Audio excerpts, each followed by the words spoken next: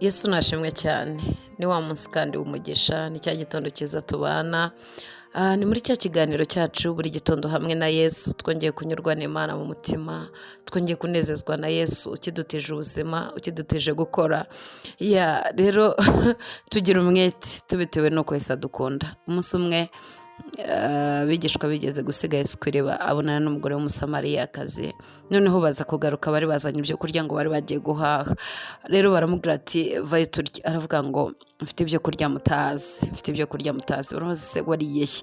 Aravuga ngo ibyo kurya byanjye ni ugukora umurimo wa data akiri ku manywa butari bwira. Imana ishimwe, haleluya. Ugati ni ukora umurimo wa data hakiri ku manywa butari bwira. Rero natwe hari ibintu binezeza umutima, nko kubona ubyutse, nko kubona ugifite impamvu zo kuvuga Imana nishimwe cyane. Rero hari ibintu binezeza umutima nko gukorera Imana.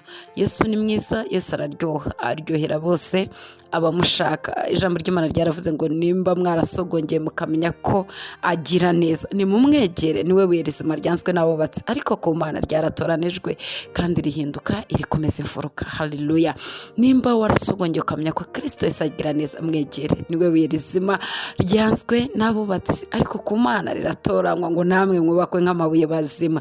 Reka muri iki gitondo nkwifurize kubakwa nk'amabuye mazima. Haleluya.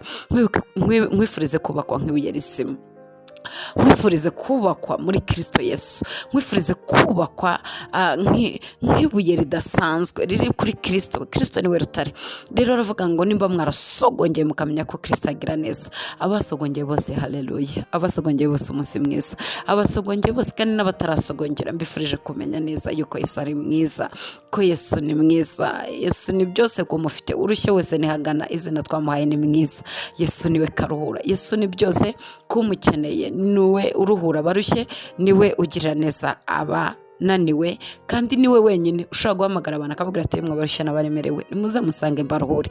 Sindabona umuntu ku isi wahamagara abantu bose akihandagaza akavuga ngo yemwe abarushye n'abaremerewe uyu munsi muze musange mbaruhure. Nawe ubaho ku isi, ariko Kristo mwana w'Imana nzima yarahagaze aravuga ngo yemwe abarushye, yemwe abaremerewe nimunsange mbaruhure. Haleluya. Imana nishimwe cyane. Niwe uruhura abarushye, niwe ushobora kuruhura indushyi, niwe ushobora gusana ibisenzegeri, niwe ushobora gutangaza umwaka adatagiriyemo imbabazi, niwe wenyine ushobora kubwira abakene ubutumwa bwiza, niwe wenyine ushobora guhumura impumyi, niwe wenyine ushobora gusohora abantu bari mu nzu z'imbohe bagasohokamo. Ndavuga bari mu nzu z'imbohe z'ibyaha. Yesu niwe wenyine uruhura abarushye, niwe ugera mu rugo abantu barushye, urugo akongera akarusubiza ku murongo, niwe ugera mu bantu bafite ikibazo cy'ibyaha akabikuraho bakaba bazima. Yigeze agera kwa Zakayo, aramubwira ngo Zakayo ururuka vuba kuko uyu munsi ndi burari wawe. Yesu yarayeyo gusa, arangije bitewe n'ibyo Zakayo yakoze, ngo yafashe umutungo warawugurisha, hanyuma awuha abakene, n'ibyo yari yarabibye arabibe bari hakane. Yesu aravuga ngo nukuri Zakayo, agakiza katashe mu nzu yawe. Imana nishimwe cyane. Rero Yesu niwe wenyine uruhura abarushye, Yesu niwe karuhura urushye wese nihagana. Imana ishimwe.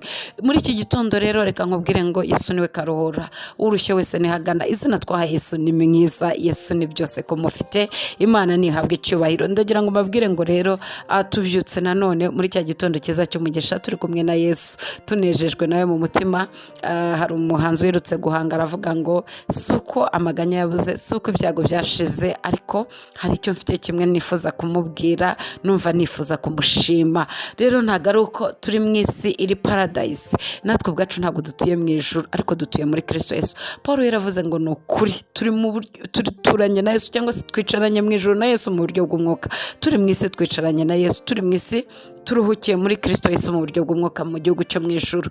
Rero niyo mpamvu mu gitondo tubyuka tutitaye ku biri kuba, twavuga ngo Yesu urahari rata. Imana ishimwe. Yesu uri muri twebwe, Yesu urakomeye. Ese duhagararanye twembi, ninde wadutera ubwoba uyu munsi? Ese turi kumwe, umwanzi wacu ninde? Yesu. Nta n'umwe. Niko ijambo ry'Imana rivuga ngo duhagararanye twembi, ninde wadutera ubwoba? Haleluya. Imana ishimwe, Imana ishimwe, Imana ishimwe, Imana ishimwe, Imana ishimwe, Imana ishimwe. Imana yacu ntihabwe icyubahiro. Mbifurije kubana n'Imana, kubana na Yesu biraryoha, kubana na Yesu bimara umubabaro, bihanagura amarira, bikiza agenda ku mutima. Yesu niwe wenyine ushobora ibyo abantu badashoboye. Yesu arakomeye kurenza uko abantu bamutekereza. Yesu arahambaye, mu buzima arahambaye, niyamamare kandi tubigizemo uruhare. Yesu yamamare, haleluya. Rero Imana yanjye, Yesu ndagukunda kandi nta n'ikindi kibintera, nuko nkunda kurenza. Imana ntihabwe icyubahiro. Paul yaravuze ngo natwe abari bapfuye bazize ibyaha n'ibicumuro, ubuntu bwa Kristo nibwo bwadukuyeyo. Iyo twibutsa Yesu yadukuye, twumva twamuvuga, twumva twamubwira n'abandi, twarasogongeye tumenya akaryoha. Rero n'abandi bakeneye kumenya akaryoha. Bene data, muri iki gitondo reka mbabwire ngo Yesu araryoshye, kamabwire ngo Yesu ni mwiza.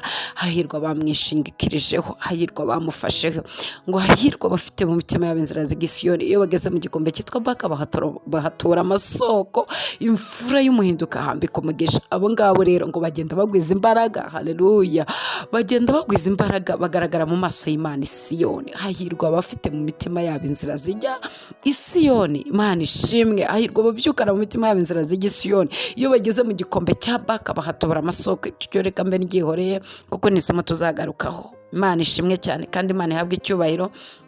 Reka mbabwire ngo muri iki gitondo cyiza cya Kristo, igitondo cyiza cy'Imana, igitondo cyiza cy'umwami, kuko ntawugira igitondo, ntawubaho. Ni igitondo cya Kristo. Tugiye kureba amagambo y'Imana kandi turaba twiga ngo mu gitondo fata icy'ingenzi. Gitondo ujye ufata icy'ingenzi, ntugafate ibintu byose kuko byose biba atari iby'ingenzi. Ujye ufata icy'ingenzi. Tujye kureba ijambo ry'Imana riri muri Matayo 6:33. Twihuse haravuga ngo ahubwo mubanze mushake ubwami bw'Imana no gukiranuka kwayo, nibwo ibyo byose muzabyongererwa. Ntimukiganyire mutekereza iby'ejo, kuko abejo baziganyira iby'ejo. Umunsi wose ukwiranye n'ibibi byawo. Ni ukuri, icyo nicyo. Ntimukiganyire mutekereza iby'ejo rwose ni ukuri. N'abazaza ejo baziganyira iby'ejo. Ubwo se amaherezo nta yandi. Umunsi wose ngo ujye ukwirana n'ibyago byawo, ubundi niyo maherezo. Iyo wiganyira iby'ejo n'uwejo akiganyira iby'ejo, ubwo amaherezo aba ayahe? Umunsi ukwirana n'ibyago byawo. Ijambo ryatubwiye ngo ahubwo mubanze mushaka ubwami bw'Imana no gukiranuka. Mu gitondo reba icy'ingenzi. Ujye ufata icy'ingenzi mu gitondo. Icy'ingenzi nta kindi rero, ushake ubwami bw'Imana, gushaka iby'Imana yavuze, gushaka isezerano ry'Imana, gushaka ubushake bw'Imana, kumvira Imana. Nicyo kintu cy'ingenzi. Hari ukuntu muri iyi si tubayeho, umuntu wese ashaka ko Imana imusohoreza amasezerano, ariko adashobora kumva nimba koko akeneye gukora iby'Imana imubwira. Urashaka iby'Imana ariko ntushaka gukora iby'Imana igira ite ikubwira. Ni ikintu gikomeye cyane. Ariko buri gitondo ni igiki cy'ingenzi kuri wowe? Icy'ingenzi gikomeye ni ukubanza gushaka Imana, ukabanza ukabyuka ushaka Imana. Ndongera mbakangure ngo mubyuke mushaka Imana, mubyuke mwiragiza Imana, mubyuke musenga Imana, mubyuke mushyira amavi hasi, mubyuke muhamagara mu ijuru ababashije kuryama, kuko ubundi n'ibindi tuzajya twiga uburyo ki udashobora no kuryama igihe cyose ngo uryame amajoro 365, hanyuma ngo urye amasahani 340 yakubye kabiri wongeyeho n'icyayi n'igikoma, ibintu nk'ibyo ngibyo. Ubwo ni ubuzima bw'abantu bari nomo, bw'abantu basanzwe batazi Imana icyo ari cyo, batazi gusenga icyo bivuze.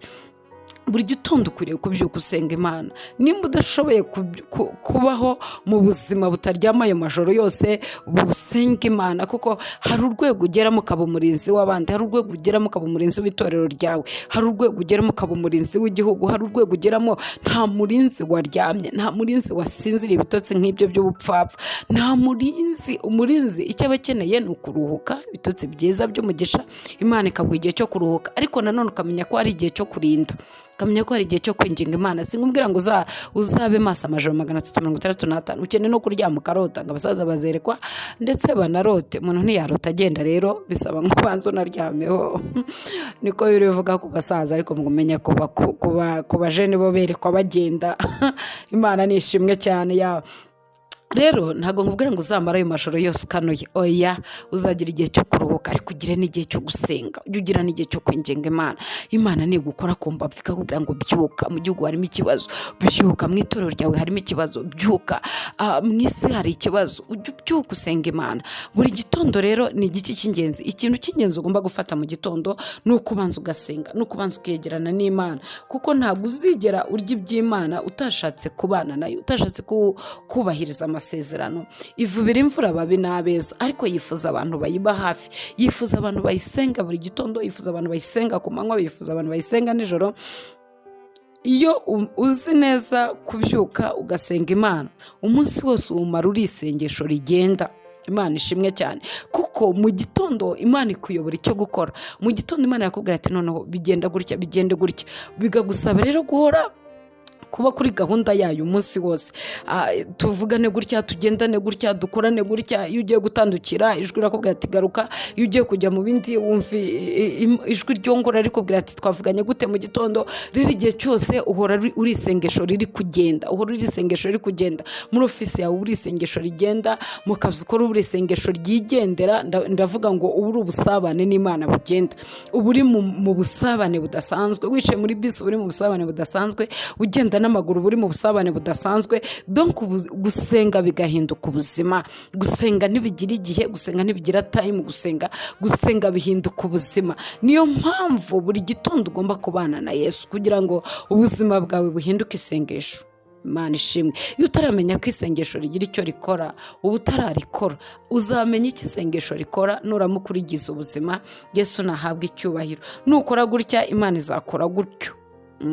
Iyo uyubashye nayo irakubaha. Yesu nahabwa icyubahiro, kuko Imana ishaka igihe cyose, idushaka igihe cyose, idushaka kubana nayo, idushaka kugendana nayo. Iyo uri umuntu usenga ugenda ubona imisozi ishiraho, ugenda ubona ibintu biritagurika, ugenda ubona imisozi miremire ihinduka ibibaya, kuko uri umuntu usenga, ugendana n'Imana, ubana n'Imana. Yesu rero nabaho umugisha. Reka mbabwire ngo mubane na Yesu buri gitondo uhitemo icy'ingenzi rero ni ugushaka ubwami bw'Imana. Ndabizi ko n'ibindi ukeneye gutunga, ukeneye kubaho neza, ukeneye amashuri, ukeneye byinshi n'ubirondora, nta nubwo uza kubona liste yo kubyandikaho. Ariko reka nkubwire icy'ingenzi ukeneye buri munsi uko byose. Icy'ingenzi ukeneye ubwami bw'Imana kuri wowe. Imana ishimwe. Ubanze ushake ubwami bw'Imana no gukiranuka kwayo, ubanze wige ubwami bw'Imana, wige no kububamo, wige no gukiranuka kw'Imana. Nicyo cy'ingenzi ukeneye mu gitondo. Ibindi byose birayavuze ngo izabiguha, ntago yabikwima. Ni nk'inyongezo. Ujya kugura inyanya, umuntu arakubwira ati nyongeza. Nta umuntu wakongeza utaguze. Uvuga ati munyongeza urunyanya, waguze ikisi? Nta na kimwe waguze. N'izijana ntazo waguze. Rero ntago uri mushake inyongezo yo mwisi. Kubaho ni inyongezo yo mwisi, gutunga ni inyongezo yo mwisi, kwiga amashuri menshi ni inyongezo yo mwisi, kubaka amazu meza ni inyongezo yo mwisi. Ibintu byose mwisi ni inyongezo, nta na kimwe kitari inyongezo. Bongeza iki rero? Ngo babyongeza ku bwami, babyongeza ku gukiranuka kw'Imana. Imana nihabwe icyubahiro. Haleluya. Ibyo byose biza biherekeje ubwami, ibyo byose biza biherekeje ubwami bw'Imana. Aho ubwami bw'Imana bugeze, wenda ubutaha tuzongera twige ku bwami bw'Imana. Aho ubwami bw'Imana bugeze, bya bindi byose birizana. Amahoro arizana, umutungo urizana, ubukire burizana. Rero ni inyongezo. Ntuzashake ko bakongeza utigeze ugura. Kugura ni iki? Ni ugushaka ubwami bw'Imana no gukiranuka kwayo, ibindi byose bikizana. Imana nibaha umugisha. Reka mbifurize undi munsi mwiza kandi n'igitondo cyiza cy'umugisha. Imana nibagire neza, hanyuma turi kumwe dusengerane kugira ngo tuzagire amahoro. Shalom, shalom, shalom.